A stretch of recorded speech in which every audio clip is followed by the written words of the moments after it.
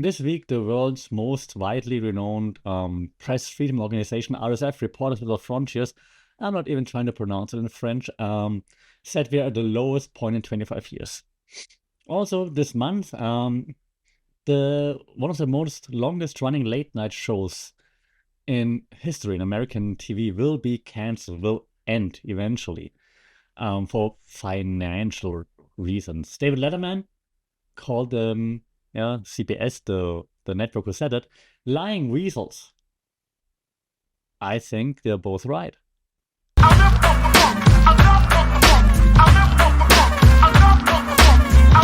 Saudi and welcome to another episode here for the Fun Report, Mindful Media and Communication from a new location, a little bit bare bones still, just moved. You can see only white behind me. That will change eventually. But for now, we had to get this podcast out. So, we just had World Press Freedom Day on May 3rd. You probably did not know that.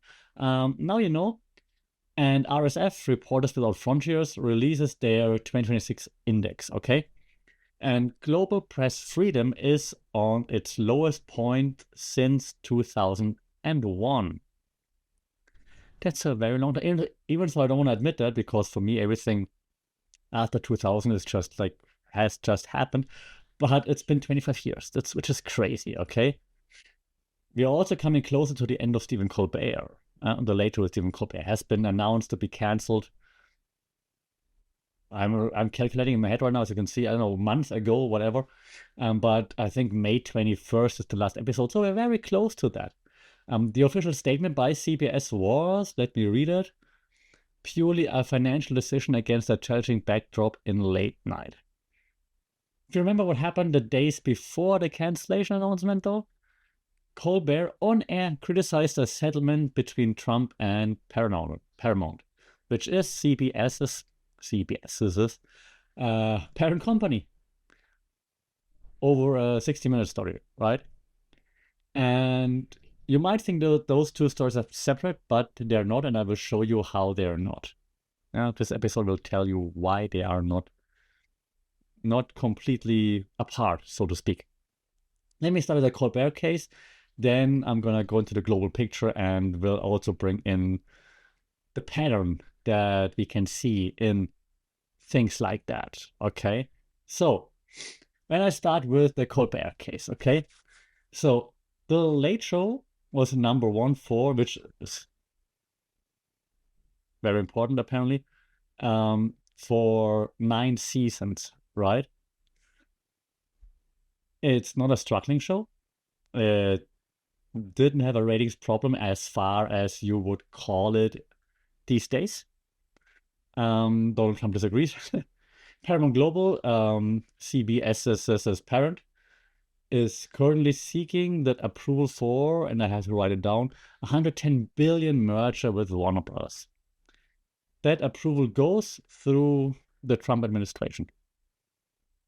2 weeks before the cancellation was announced, Colbert devoted a whole segment criticizing the Trump Paramount thing. Yeah. And it was, again, over a 60 minutes interview with Kamala Harris that Trump was claiming was deceptively edited. Okay, cool. Doesn't really matter. It's pretty dodgy. So doesn't really matter in a sense of like the content doesn't really matter what Kamala said, what she didn't say. It's more like, it goes through the government. The government says, hey, if you want this to happen, you gotta scratch my back. David Letterman, who kind of built the Late Show franchise, right, called CBS, quote, lying weasels, and said it wasn't a financial decision. And no one believes it's a financial decision. If we look at some theories, because that's what we like to do here, right? If you look at the political economy of media, for example, and we look at, let's say, Chomsky, for example, since we're criticizing American late night shows, let's talk Chomsky, and let's talk the propaganda model. Herman also in there, of course, and they suggested that media isn't controlled by direct censorship, right? It's controlled by ownership, by advertising, by dependency, and the interests of the parent company. So The filter that's between a story and the audience is not a phone call that says like, kill the story now. Yeah, that's not how it happens. That's how it happens in movies, maybe, but in reality, it's more structural. And the chilling effect here is that you don't need to cancel one show to silence journalism. You just need other broadcasters to watch what happens when you do. And that's what's happening, right? And there's another theory. We talked about it many times here on the pod, the framing theory. And CBS tries to frame it. Yeah, they chose the word financial. That word that does like enormous work for them in this case, because it makes political pressure invisible, well, for people who believe them. So it makes a structural decision look very arithmetic. It's like they just looked at the numbers. So what else are they supposed to do? That's their job. When the number one show gets canceled, right? In the week where its host criticized the owner's regulatory partner, and the official reason is financial, the word financial is doing the censoring. And now let's take this, right? The Colbert case. And now we look into the global picture, and then we bring it together.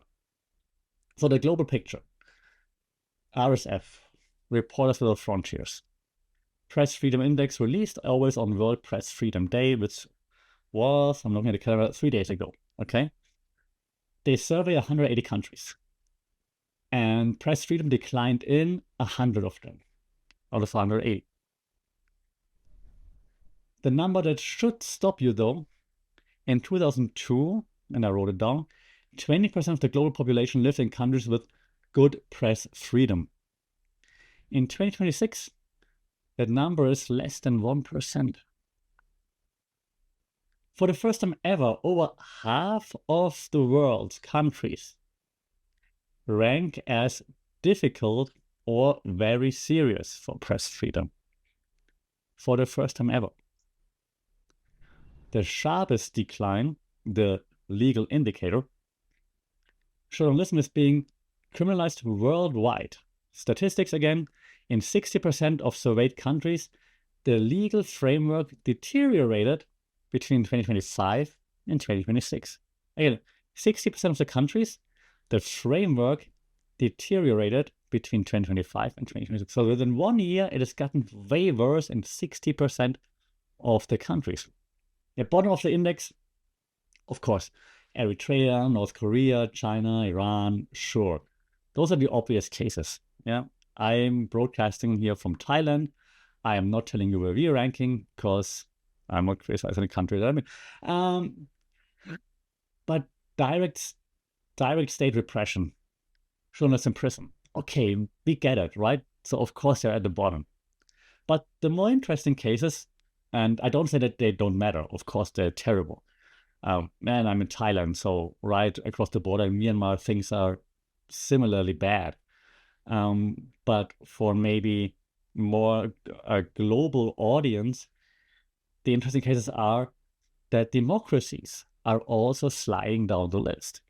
The US fell 7 places. Dramatic pause until I reveal which place the US is on. The US is on the 64th place. The land of the free is on the 64th place when it comes to press freedom. Not because of jackboots, because of regulatory leverage, ownership consolidation, and financial decisions. And, you know, again, I'm just pulling out theories to explain what is happening, and I'm pulling out theories that we discussed many a times, just to show you, you know that. You know what's happening. And in this case, look at agenda setting theory. Press freedom isn't just about what journalists can say. It's about what questions get asked at all. For example, who is allowed to ask questions at White House press meetings? Who is even allowed to attend those meetings, for example? And when a broadcaster is in a regulatory relationship with a government, the questions that don't get asked are invisible. And that's the problem. That is also press freedom. So the RSF's own framing of the 2026 decline is the following, and I quote, "Economic pressure on independent media is now one of the primary mechanisms of press freedom erosion. Not just legal repression, not just this is not allowed. Economic pressure on independent media." The pattern the RSF is documenting globally is exactly the mechanism visible in the Colbert story at the micro level. Ownership structures create pressure that don't require explicit censorship. They don't require explicit orders because there are structural orders. I'm bringing you a pattern now, okay? Give you more examples, because this is not the first time this is happening. I'm from Europe, right? So look back to Europe. I don't even have to go back all the way to where I'm from Germany, because we all saw that back in the day, of course, obvious. But I can give you less obvious examples. Italy in the 90s. There's Silvio Berlusconi, very famous, biggest, largest private TV networks holder, runner, while also running for prime minister. And no formal censorship, just ownership, deciding what questions can be asked, what can be on the air, who can be on the air. His channels, of course, never attacked him. That's the model. The BBC's relationship with the UK government, it has always been managed through like what they called a charter renewal. The BBC knows its funding depends on government goodwill. Nobody calls the editor. They don't need to. Rupert Murdoch's News Corp, and the UK, if you remember that, the UK phone hacking scandal. I'm not sure if you remember. If not, look it up. The relationship between News International and successive UK governments was so intertwined. That's second language. Intertwined that politicians they admit that they were afraid to regulate the press because of what the press might do to them. It's like mutual leverage, not censorship. And so what all of these have in common is the mechanism. The mechanism is structural, not editorial. No memo says, "Don't criticize us." The structure says it all. And the structure speaks instead. And the structure speaks like loud and clear. The 20% to 1% collapse in good press freedom countries didn't happen because of authoritarian governments and because they got more aggressive. It happened because of the economic model. The economic model of independent journalism just collapsed, and ownership consolidated into the hands of people with other interests. And that is the same thing that happened to Colbert. That's this Paramount, CBS, the government, same thing that happened to the global press freedom. So we just saw World Press Freedom Day. And World Press Freedom gets, like many other causes, one day a year. The rest of the year, press freedom erodes in ways that are announced in press releases and described as financial decisions. And maybe, business strategies, regulatory filings, and so on.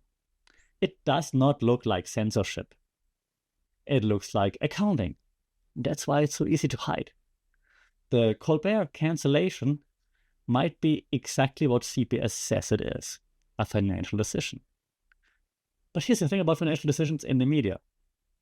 They're never only financial. Every decision about what gets made, what gets canceled, what gets said, what doesn't, that's a decision about what reality really looks like. And when you control the finances, you control the reality. The RSF index just told us that 99% of the world's population lives somewhere where that control is tightening. Colbert losing his show is small. That number is not.